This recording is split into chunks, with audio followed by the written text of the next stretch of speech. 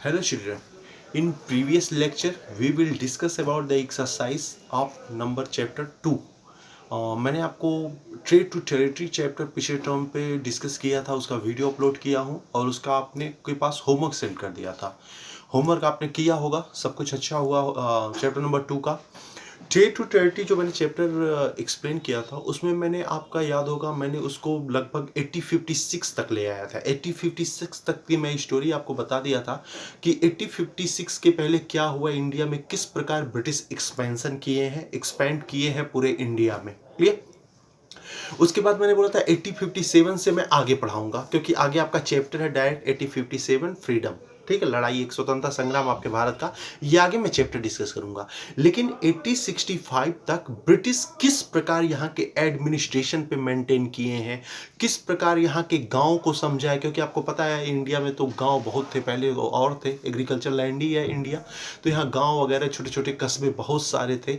किस प्रकार ब्रिटिश ने उन पर कंट्रोल किया, किस प्रकार ब्रिटिश ने उन्हें अपने नियंत्रण में रखा, ये सब डिस्कस करूंगा आपके चैप्टर नंबर 3 में।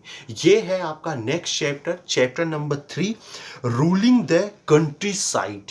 किस प्रकार कंट्री में यानी देश में, आपके भारत में किस प्रकार ब्रिटिश गांव में, कस्बों में, सिटीज में किस प्रकार धीरे धीरे करके नियंत्रण अपना स्टेब्लिश किए हैं, वो चैप्टर पढ़ेंगे हम आप चैप्टर नंबर 3 में। 1857 आपका नेक्स्ट चैप्टर आगे पढ़ा जाएगा, लेकिन उससे पहले ब्रिटिशों का ये सब एक्सपेंशन हम लोग देखेंगे। तो इसमें मेन पर्पज, मेन टारगेट बस इतना है कि 1856 तक ब्रिटिशों ने किस प्रकार भारत के हर एक क्षेत्र पर अपना नियंत्रण बनाए रखा। इसमें जो आपका पहला हेडिंग है, ये पहला हेडिंग नहीं, ये सिंपल एक टॉपिक है समझाने का। हेडिंग तो अभी नेक्स्ट टर्म पे स्टार्ट होगा, सॉरी नेक्स्ट हेडिंग में बताऊंगा। इसमें पहला जो हेडिंग दिया, द कंपनी बिकम्स द दीवान। बहुत बड़ा वर्ड ये दीवान क्या है, बहुत बड़ा वर्ड ये, तो दीवान क्या है। तो जब यहाँ मुगल एम्पायर था, तो मुगल एम्पायर क्या करता था, एक अधिकारी को दीवान का पोस्ट देता था। दीवान मीन्स व्हाट? दीवान मीन्स चीफ फाइनेंशियल एडवाइजर। वो जो दीवान का पोस्ट होता था, ये किसका होता था? फाइनेंशियल एडवाइजर का, वो भी चीफ, सबसे बड़ा चीफ था वो, चीफ फाइनेंशियल एडवाइजर। सिंपल मैं कहूं तो ये समझिए उस समय भारत का वित्त मंत्री था, यानी सब कुछ, पैसा, सारी पूंजी, सब कुछ, ये सब दीवान के नियंत्रण में था। उस समय दीवान उसी पोस्ट पे था। आगे क्या हुआ, मैंने आपको बोला था 1764 में बैटल ऑफ बक्सर हुआ। उस बक्सर में अवध, बंगाल और मुगल, इन तीनों सेनाओं को एक साथ डिफीट किया है उस लॉर्ड क्लाइव यानी EIC company, British east India company ने। क्लियर? उन्होंने पराजित किया। मैंने बोला था कि इसके बाद इलाहाबाद की ट्रीटी हुई है। ट्रीटी ऑफ इलाहाबाद हुआ था मुगलों और अंग्रेजों के बीच में।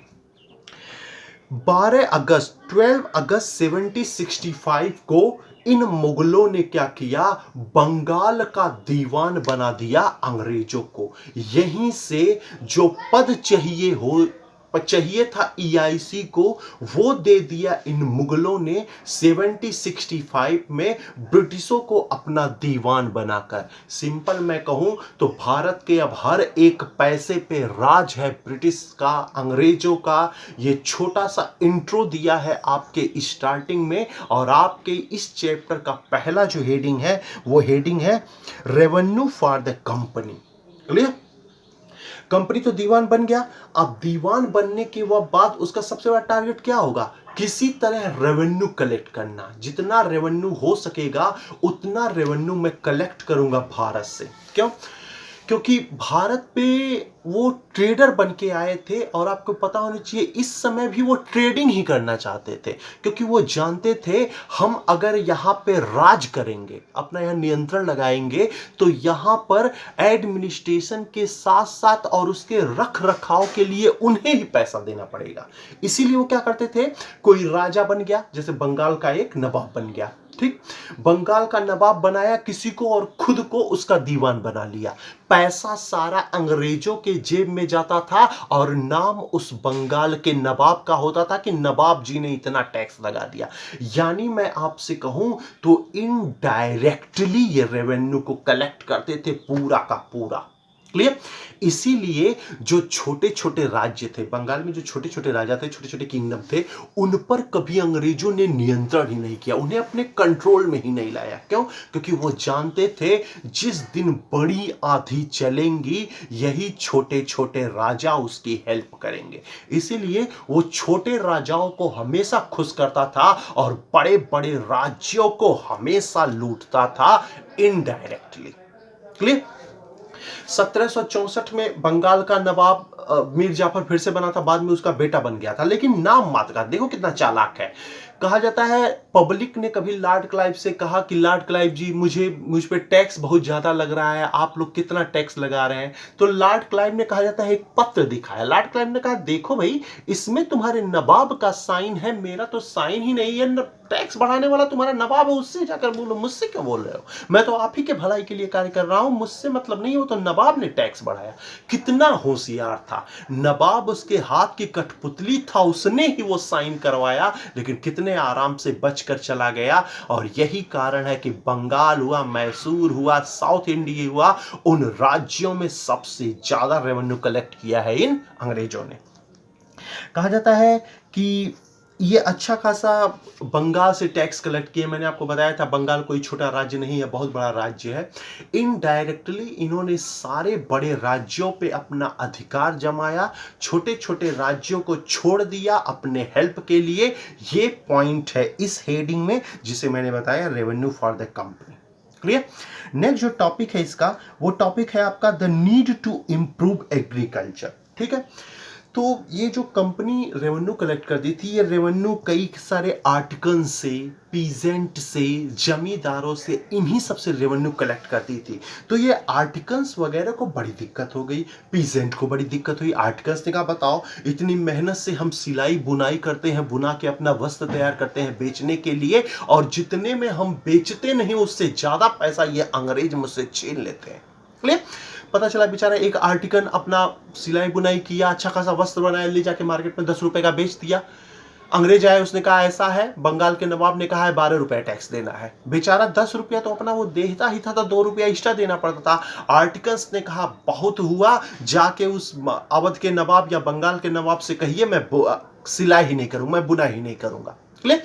आर्टिकल्स अपने कदम धीरे धीरे पीछे खींचने लगा, पीसेंट भी अपने कदम धीरे धीरे पीछे करने लगे, जमींदार भी कुछ अपने कदम पीछे करने लगे। इससे अंग्रेज सोच में पड़ गए। ऐसी ने कहा बड़ी गड़बड़ हुई, अब तो ये पीछे हो रहे हैं, तो हमारा रेवेन्यू कहां से आएगा, और रेवेन्यू नहीं आया तो हम सरवाइव कैसे कर पाएंगे इंडिया पे। इसीलिए अब अंग्रेजों ने अपना मूड बदला और 1773 का एक्ट लाया। इस एक्ट के बारे में मैंने आपको बताया था कि ये ईआईसी पर नियंत्रण लगाने के लिए बोर्ड ऑफ डायरेक्टर्स बनाए गए थे 5, ध्यान में होगा, वो मैंने आपको पीछे डिस्कस किया था। उसी लॉर्ड हेस्टिंग्स ने बोला ऐसा है, अब ब्रिटिश को अगर भारत में टिके रहना है तो केवल रेवेन्यू इन लोगों पे फोकस नहीं करना होगा, कुछ और भी ऑप्शन में लाना होगा। कुछ और भी लाइए ऐसी चीजें, कुछ और भी ऐसे संसाधन लाइए जिसमें हम अच्छा खासा रेवेन्यू कलेक्ट कर सके। ये मंत्रणा, ये बातचीत कहा जाता है 20 वर्ष में चली। 20 वर्षों तक डिस्कस किया गया क्या किया जाए, क्या किया जाए। कुछ बोलते थे फार्मर्स को पावर दिया जाए, कुछ कहते थे नहीं क्राफ्ट्समैन को बढ़ाया जाए।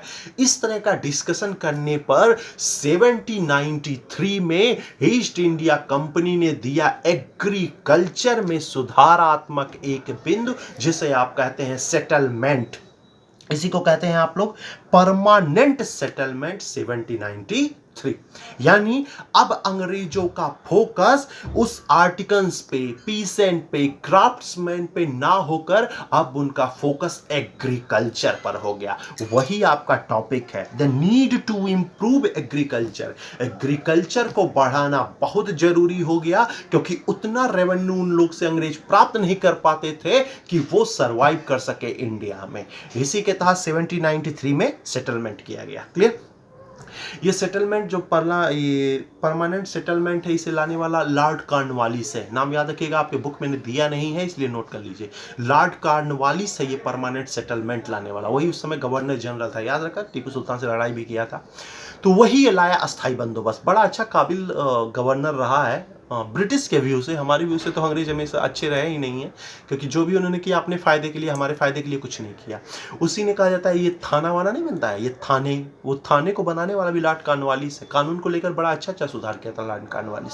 तो उसी ने ये परमानेंट सेटलमेंट भी लाया। इसके तहत क्या किया, जो राजा थे, वही छोटे छोटे राजा जो कभी सपोर्टर थे, जो तालुकदार थे, ये दोनों वर्ड है, किंग एंड तालुकदार, इन दोनों को क्या किया, उसने जमींदार बना दिया। उन्होंने कहा राजा जी ऐसा है, आप जमींदार हैं, आपका ये पूरा जमीन है, पूरा लैंड ये आपका है, आप जो फार्मर्स होंगे उनको ये लैंड दीजिए, वो उस पर खेती करेंगे, खेती के बाद उसे मार्केट में ले जाके बेचेंगे, आपको वो टैक्स देंगे और वो पूरा टैक्स मुझे चाहिए। ये कहना है लॉर्ड कॉर्नवालिस का। सोचो, लॉर्ड कॉर्नवालिस ने किसानों के ग्रेन प्रोडक्शन पे 10/11 का टैक्स लगाया था। यानी अगर फार्मर 11 दाने पैदा करे चावल का, तो 10 दाना कॉर्नवालिस अपने जेब में रखेगा। 10/11% टैक्स लेते थे फार्मर से। फार्मर भी करे तो क्या करे बेचारा, उसको भी अपना परिवार पाल पोस करना है, तो वो क्या करते थे, मजबूरी में खेती करते थे। जमीन किसानों की, खेती किसानों की, उसका सब कुछ कार्य किसानों का, लेकिन सारा पैसा अंग्रेज लेते थे। क्लियर? तो उससे जमींदार बना दिया।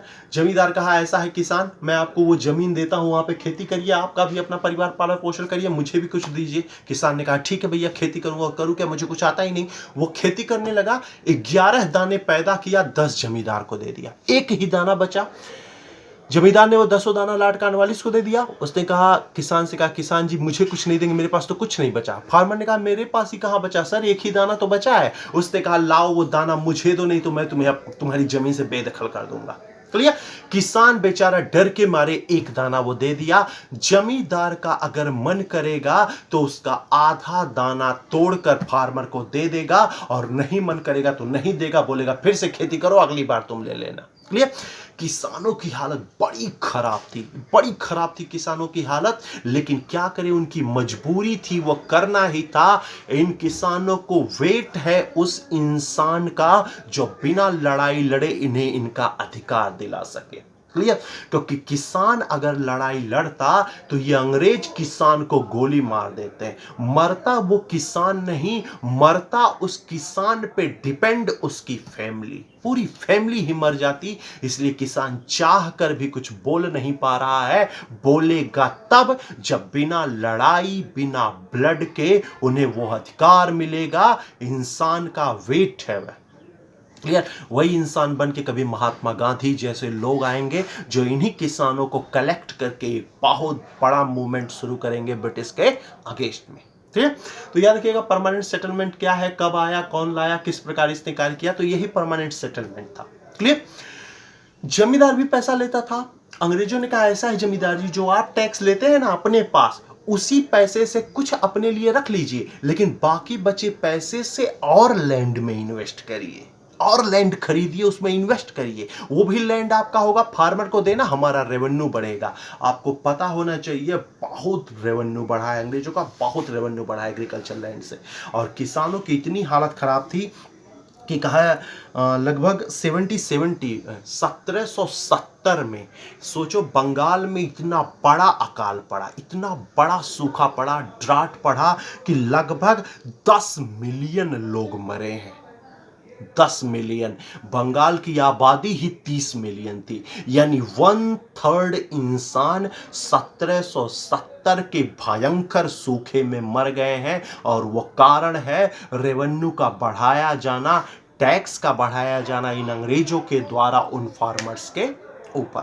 तो बड़ी दिक्कत हुई। ये परमानेंट सेटलमेंट लॉर्ड कॉर्नवालिस लाया जरूर कुछ अपने फायदे के लिए, हालांकि फार्मर्स को भी जीने का एक साधन तो जरूर मिला, लेकिन इस परमानेंट सेटलमेंट से अंग्रेज और जमींदारों को ज्यादा फायदा हुआ, किसानों को कम। क्लियर?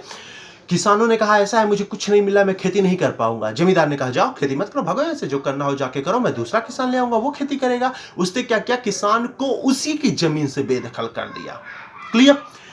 बेचारा किसान 11 दाना पैदा किया, 10 दे दिया, पता चले 1 दाना उसका खाने में चला गया। जमींदार ने कहा मेरा तो कुछ दिए ही नहीं। यही किसान उस जमींदार से पैसा लेगा। इसी कारण ये किसान जमींदारों के गुलाम बन गए, क्योंकि वो टैक्स और सही समय पे उनका पैसा नहीं दे पाते थे। तो परमानेंट सेटलमेंट ने बड़ा निगेटिव पॉइंट क्रिएट किया है भारत में। ये है आपका क्यों एग्रीकल्चर के लिए इन्होंने अंग्रेजों को क्यों जरूरत पड़ी। क्लियर।